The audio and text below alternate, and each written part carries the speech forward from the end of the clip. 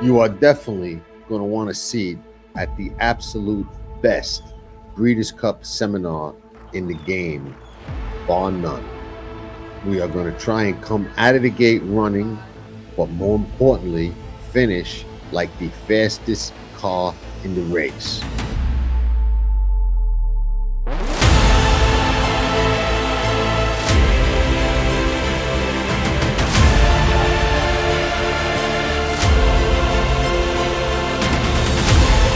If things work out, we'll be shopping for Cartier diamonds. Nobody does it better.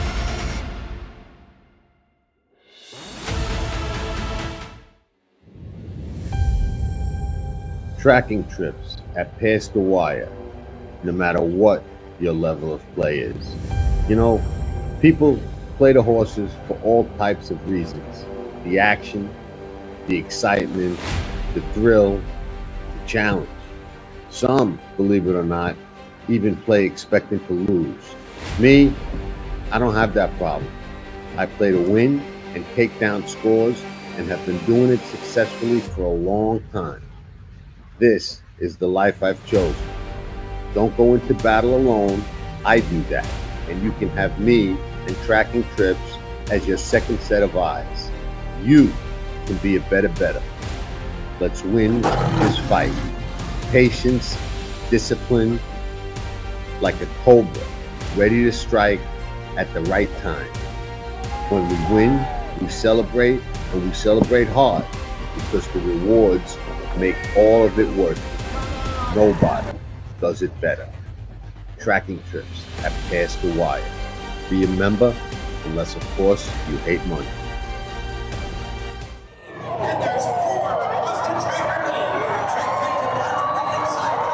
You're watching Past the Wire TV.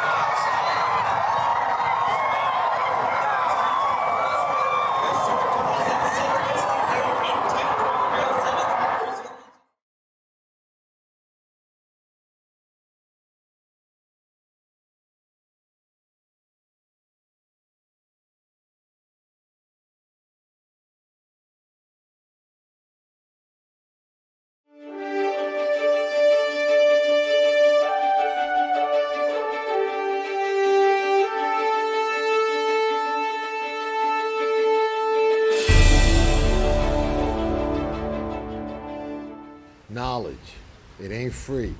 You gotta pay attention. Ciao tutti. Hope everybody is well. I wasn't sure whether I was going to do this episode or not. Uh, Spoke to a couple of people. They told me to do it. We know we love the racetrack tales. This is certainly in that category, and it involves Pete Rose. And I wasn't going to do it because Pete passed, and I don't really like to talk about people that are no longer with us. Uh, but this is a story that I have mentioned before on other shows, and a couple of different people reached out, said this is a good time to do it. I don't know that I agree or disagree. I did have that thought, but I wasn't sure. So I asked a couple of people that were like, yeah, go ahead and do it. So I'll tell the whole, full, unedited story, and it is what it is. But I'm going to start this way. Uh, Pete Rose, in my opinion, Charlie Hustle, phenomenal baseball player, all heart, guts. Uh, wasn't wild about the Buddy Harrelson incident. For those of you that remember it, Buddy Harrelson was a little guy, but it is what it is. Heat of passion.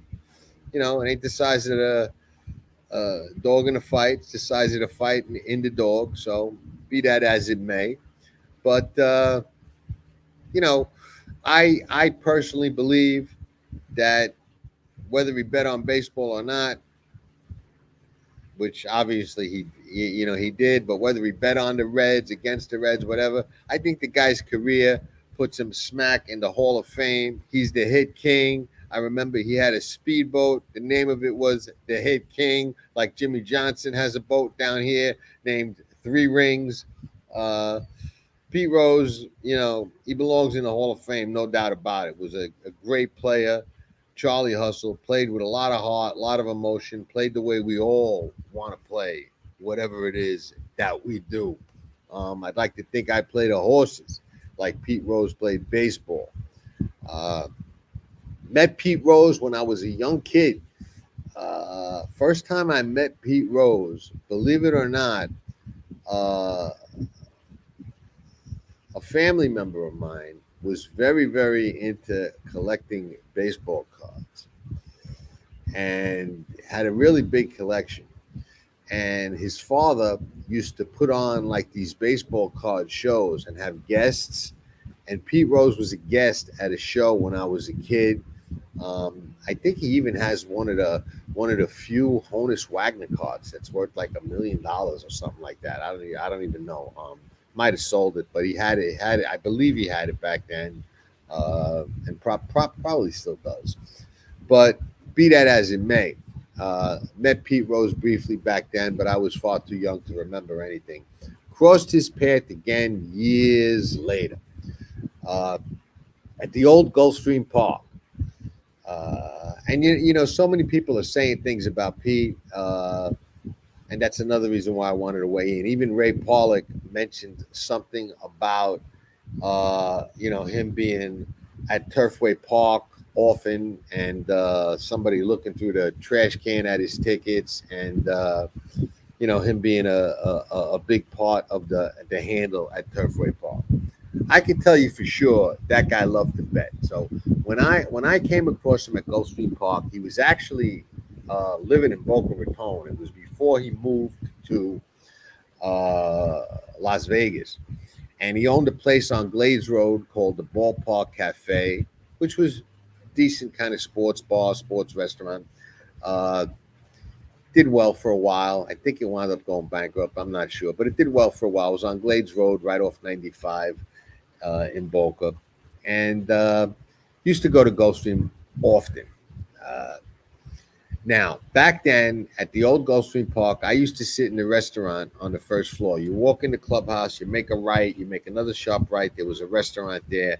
Jim Tarpey, I hope he's still around, used to work at the Ciro's up at Saratoga as a maitre d', was the maitre d' there in the restaurant for a long time at Gulfstream.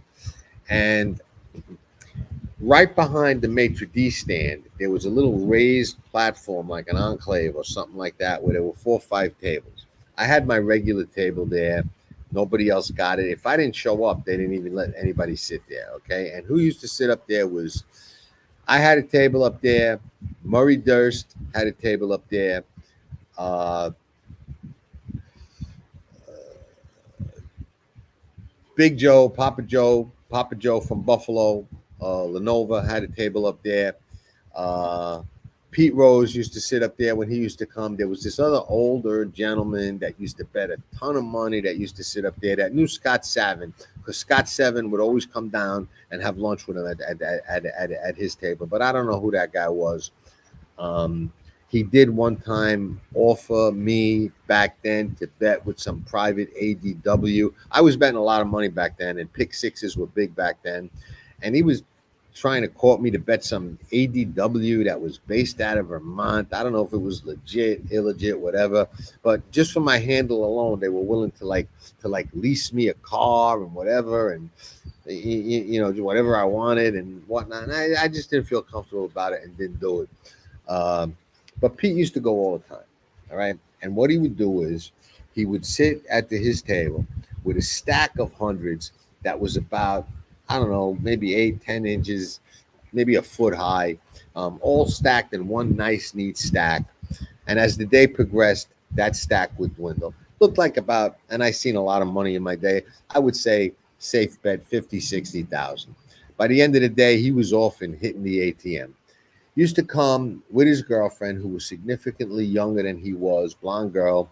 I don't remember her name for the life of me. I couldn't remember her name, but I got friendly with Pete because a guy that I was friendly with, Bernie, that used to run a lot of the valet parking stands and valet parking concessions in Miami. Those were all concessioned out back then. was very friendly with him and used to run bets for him, and his girlfriend used to run bets for him. And back then I was a serious better, betting big money and taking down big scores, especially in the pick sixes. So, like I told this story once before or twice before on a couple of different shows, but never into the detail I'm going to tell it. And I'm never going to tell the end of it. And I have never told the end of it like I'm going to tell on this show. Um, so, uh, Pete would show up. He didn't win very often, but he sent it in pretty good.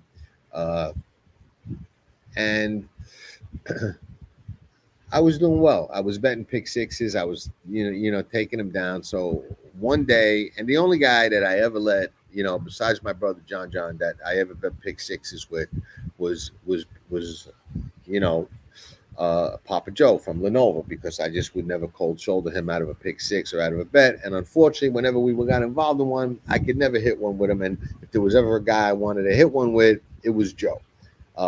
Sweetheart of a guy, dear guy, may he rest in peace. Love the guy. His son is still around. I see him every once in a while. We cross paths at the racetrack, not as often as I would like, but he's still around, doing well, healthy and good. So that's a good thing.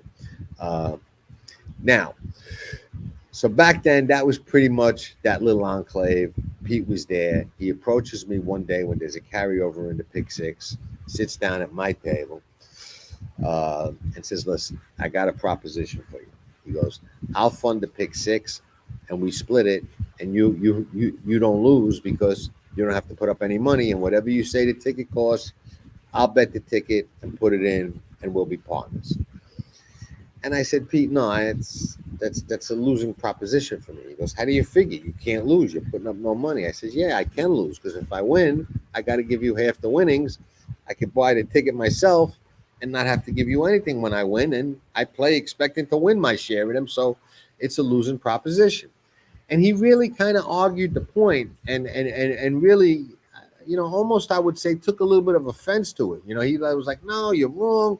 You should want to do this. This is at no risk gambling for you. Who wouldn't want to do that? I'll put up the money." But I'm like, "Listen, I don't want to do it. I'm not going to do it." And he got, I would say, a little sour towards me. All right, because the day that he asked me to do it, okay, um, I remember some of the horses. Okay, a horse named Unites Big Red with Jorge Chavez won, and this is how you could figure out the year. Because if those of you that are inclined to look this up, you could look it up.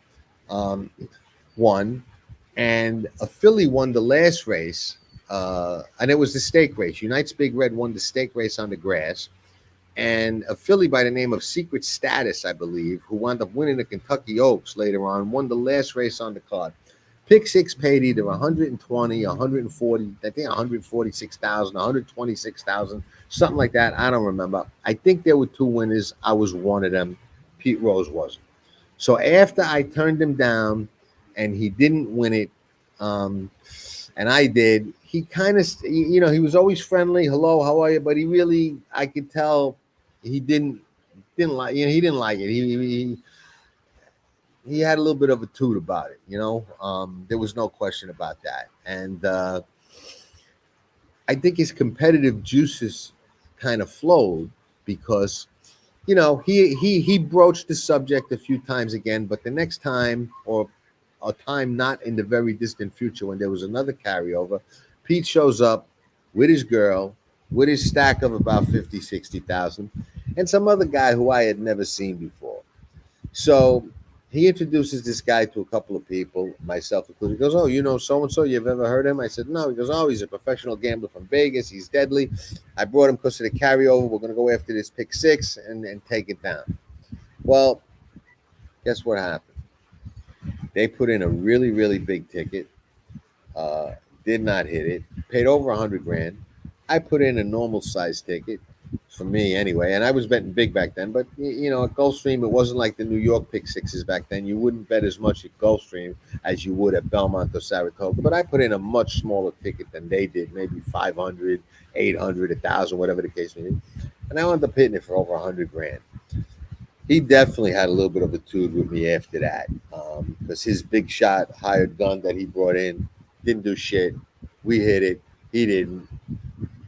Way the story goes. So, uh, and that was the extent of really the pick six story with Pete. Um, and he always had a little bit of an attitude with me after that. Friendly, nice. Uh, we sat in that spot. We would see each other, but it was never quite as friendly as it was prior to me turning him down. And I could tell that he resented that, and I could tell he genuinely was not happy that I had hit those two that he didn't hit. The one that I would not let him buy into, and the one when he bought, you know, have a gun will travel with him. So.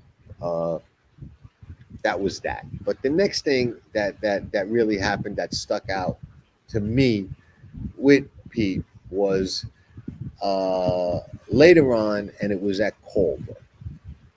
Now, back then, on the big racing days, Derby Day, Preakness Day, Belmont Day, Saratoga Saturdays, the third floor restaurant at Calder first was run by a gentleman named Laurie, then it was run by Cookie.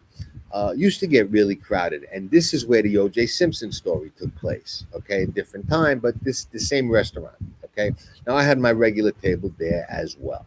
So, uh, I've told people before, and I've mentioned on the show that when I was betting a lot back then, when I used to buy my tickets and bet, uh, if when I bet my pick six, I would stake the teller because I used to be a mutual clerk and my dad was a mutual clerk.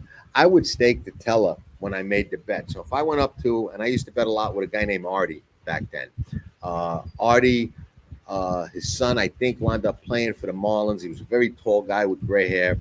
I used to bet with him, and I would bet 3,000, 4,000 in the pick six, whatever the case may be. I was betting New York at Calder, and I would make the bet. He would punch the ticket like an ace, hand me the ticket. I'd hand him the money, and I'd always give him 100 or 2. And he'd be like, "Oh, I'm rooting for you," because he knew if I won, I would be back. Uh, but I would stake them beforehand, and I did that with a lot of the tellers there. And because of that, a lot of them knew me. I had a good relationship with them, and uh, I always took care of them, and they always liked when I bet with them because of that.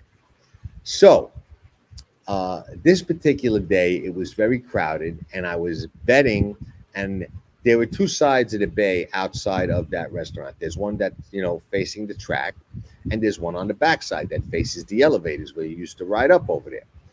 And I was betting with a girl named Lori, who worked there forever, it seemed like, and wound up losing her job because she went short gambling in the box, which was a common problem for mutual clerks over the years. But I was betting with her, and right next to her was a woman named Wilma who worked there for a long, long time.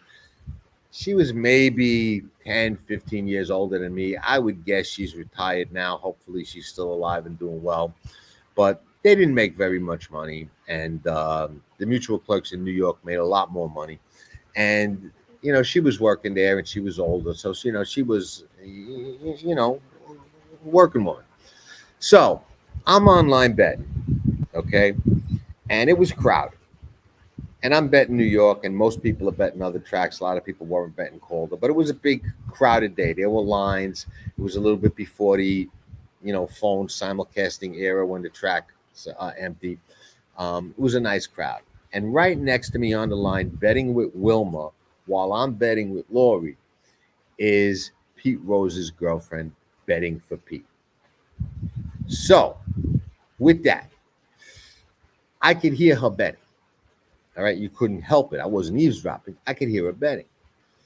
And I'm making my bets, and she's betting, and she's betting typical, Pete bets, and she was calling them like, "Give me $50 exacta box 267, $50 exacta box 2610, $50 exacta box 234," and she was keying on this too. $20 exacta wheel 2 all, $20 exacta wheel all 2, $10 exacta 2 over blah blah blah. Everything was, and it's getting close to post time. And back then it called it. It was like a buzz, like beep. You would hear the sound or some kind of trigger where you knew it was getting close to post time. And as this girl's betting, and I'm finishing betting, she says to Wilma, "Oh, wait, I made a mistake. I meant the one. Cancel all those tickets."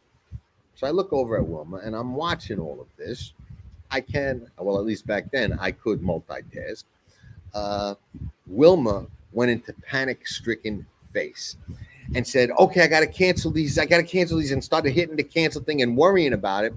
And Pete's girlfriend says to him, "No, well, punch the tickets with the one first. Don't worry about it. Just punch them." So, no, I can't. I got to cancel these first. And as they're having this little, I wouldn't say argument, but this little 10-second back and forth, boom, ding, and they're off.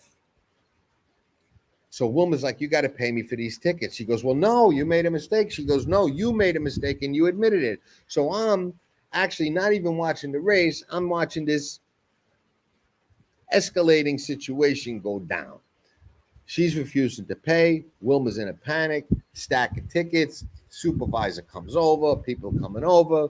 Race ends. Both of the horses, the one and the two, both lost. I don't remember if I won or not, but both lost. And now poor Wilma's standing with about $5,000 worth of tickets. So what do? They get Pete from his table. He comes up. What's going on? So now I'm watching. I'm curious to see what happens, So they tell the story. His girlfriend does say she made a mistake, but she corrected it in time, and the girl didn't cancel them fast enough, and she could have canceled them. No shot, man. No shot. Superman couldn't have canceled those tickets that fast. I don't give a shit. Yeah, no way. I couldn't, and I was probably Nikki from the $50 window at Saratoga on the first floor in the clubhouse, and we'll end the story with Big Nikki. Nikki couldn't have canceled those tickets, and there ain't never been, my dad included, there ain't never been a better mutual clerk than Big Nikki. All right. And anybody that's ever bet at the $50 window on the first floor at the clubhouse at Saratoga back in the day knows exactly what I'm talking about. And I'll end it with him. We'll get back to that. But so they tell the story, and the supervisor says, "Listen, if you don't pay, Wilma's, got to pay for these tickets." Because theoretically, even though nobody does this, and, it's all good until it's not, like many things in life. Mutual clerk is responsible to collect the money before they punch the tickets. We don't do it that way. It doesn't work that way. It doesn't go that way. It's not the flow of the races. But if something goes bad, the clerk is responsible, not the racetrack, the house, or whatever you want to call it. They stick that on the clerk. Same way, if you run out of a restaurant without paying your check, your waiter is paying it, okay? Or your waitress is paying it, at least in most places. So they have a little discussion, blah, blah, blah. Pete, who comes to the track with 50, 60,000, loses it and hits the ATM, did not pay. He said no. Wilma was red and crying. Now, she must have paid it back. They took, what they would do is they would work stuff out, which take 50, 100, 150 a week out of your check for as long as it took to pay it back. And she kept her job there, so I know she paid it back. And I did speak to her about it once or twice. And, in hindsight, I mean, that's the story. That's what happened. You think of it whatever you want to think of. Does the guy belong in the Hall of Fame? Absolutely. Could he be a fun guy to be around? Absolutely. But that's what happened in my, 2 racetrack experiences with Pete Rose. May he rest in peace. Does he belong in the Hall of Fame? Shit, yeah. No question. And I don't even care if you bet baseball or not, because to me, that doesn't matter. Everybody gambles. You open up a restaurant, you're gambling. You invest in stocks, you're gambling. I could argue when you buy your house, you're gambling that the price won't go down. It'll go. Almost everything is a gamble. You pick a girl to marry, you're gambling that she's going to be a good wife and a good woman. Everything in life is. The guy bet on baseball. Did he cheat? Did he finagle? Did he do anything like that? I have no idea. Did he not bet there? So to me, I take that out of the equation and say his stats and the way he played put him in a Hall of Fame. No question about it. And he had a great style of playing, and he's the hit king, for crying out loud. How you have a Hall of Fame and the hit king ain't in it? But if there was an Hall of Fame based on some other things. I don't know that he would get my vote based on those two things, and more so the Wilma thing. My one regret about the Wilma story is, and I could be a little off on some of the details as when it happened, or how much it was. It was a couple of $1,000s, whatever it was. Maybe it wasn't five, it was four, three, six. I don't know. The 50, 60,000 he used to stack up on the table, that I would bet on, because I know what 50,000 stacked up looks like. But you know, it is what it is. So with all the stories out there, I figure I'd put mine out there. No disrespect meant to anybody, so I don't want it to be taken that way. And I certainly don't mean it that way. And I did say it when he was still with us, um, and he was free to weigh in anytime that he wanted. Uh, so with that, uh, we'll end with Nikki, best mutual clerk ever. Big Nikki used to work the $50 window all the way right next to the racetrack, that first $50 window. You couldn't get shut out with Nikki. The guy was amazing. If there was ever a world champion of mutual clerks, it was Nikki. Nikki would be working and punching tickets. Okay. And he had such a relationship with the people that bet with him, because they would tip him, and they deserved it because he would take care of them. Nikki, if he saw you 5-6 deep and there was like 10 seconds left, he'd give you that, like, don't worry. And he would get you in, because he would punch tickets so fast and take the money from people and say, come back for your change, come back. And he would stack up the money all over the place behind the window, and he knew exactly whose money was where. So after the race, you'd come back, oh, I gave you 500, I only bet 420, he'd give you 80. He knew it. You couldn't finagle with him. He knew exactly what it was. The guy was amazing. He would get your bet down. So that was that. That was Big Nicky. He's the only guy I know that probably could have canceled those tickets, because the guy was amazing. I used to love betting with him. My one regret in the Wilma story, in hindsight, if I was a better guy back then, and I've said before on these Racetrack Tales and on other shows, youth is wasted on the young. If I was a better guy and a smarter guy back then, or if I was the guy that I am today, back then, nothing to do with Pete, because I wouldn't have paid for him, but I would have paid Wilma that money and ate that loss myself. Uh, and I regret that I wasn't who I am today back then and didn't do that for her, because I certainly would probably do it today. And that has nothing to do with Pete, because I certainly wouldn't do it for him. He didn't deserve it, but she did. And I knew her, and I liked her, and I had bet with her, and it definitely hurt her financially. Uh, so that's Pete Rose at the racetrack. Take it any way you want. Again, I mean nothing disparaging towards anybody. Again, I told this story when he was here. I just told it again now. So it is what it is. I never wished him any harm. He had an attitude with me because I wouldn't, let him in on the pick sixes. But I never really had one with him, one way or the other, until after that. He wasn't, my favorite guy around. But that's, that is what it is. But that's the story. That's how it happened. And that's it. So another Racetrack tale. Hope you like it. Hope you appreciate it. Lot coming up. Lot coming up. We got the Breeders' Cup seminar. We got Keeneland. We got a Keeneland preview coming up this weekend. We got all kinds of stuff happening. We got a special auction from Sure Bet Coffee that you will absolutely want to get involved in, because Sure Bet Coffee, what do? They make great coffee. They sell great coffee. They sell great gear. And they help horses. So they're doing an auction for Margaret's rescue out in Texas. Margaret can use the help. They've got some really cool products, as you saw. So wait for more information on that. What else is happening? Our Breeders' Cup seminar. If you don't have a ticket, Why not? You should have one. The time to get one is now. It's going to be great. I guarantee it. Sure Bet Coffee, like I told you.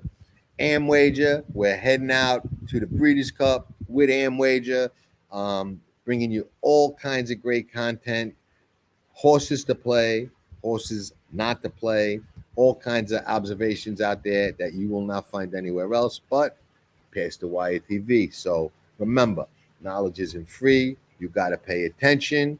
We will see you all for the Keeneland weekend preview, I think, is the next thing coming up. And I'm going to try and do better on the NFL games. And with that, ciao for now. I land on the 6, Mufasa. When you're 3 for 3 at 7 furlongs and you just come off setting a track record, it's hard to go against. So he's my top choice. Inside the final 16th, Mufasa is going to win the Vosburg impressively. Very important to have a horse that's successful at this and comfortable at downhill. I land on the 2, First Piece. It's actually going to be a pretty strong play of mine. The intelligence of Mike Smith here is going to be paramount because he's going to read how things look around the first turn, and I think he'll be in a good spot. Boss Sully First Piece is coming through smartly along the inside, has the narrowest of openings to get through, and here he comes. I landed on First Piece as well. I think looking at these races on that downhill turf course, you need to find horses that have had success on it, and you need to find jockeys that know what they're doing, and First Piece fits that bill. First Piece takes off inside the furlong pole and opens up a 3-length lead on Air Force Red. First Piece and Mike Smith, stellar in the California Crown. Eddie D. Ravens at home, been a little bit unlucky so far this season, and I think they reversed that tonight. They're -2.5 on the spread, about -140 on the money line, and that's where I'm looking. They've got about 36% of tickets and about 53% of the overall money on the game. So low bets, higher dollars. Line's been about 2.5 consistent throughout the week. That's where I'm looking. Ravens money line. Good luck.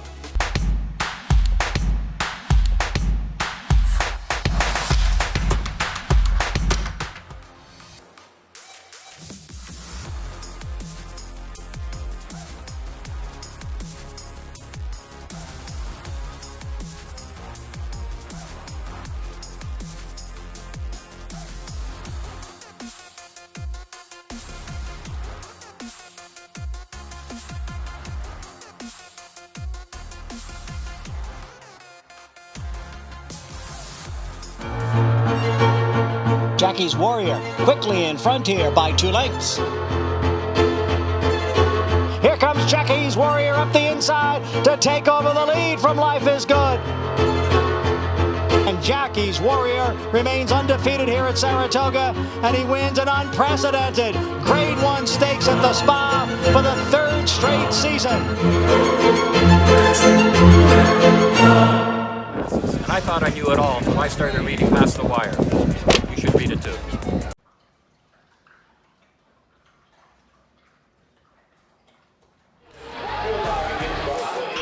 Nobody does it better.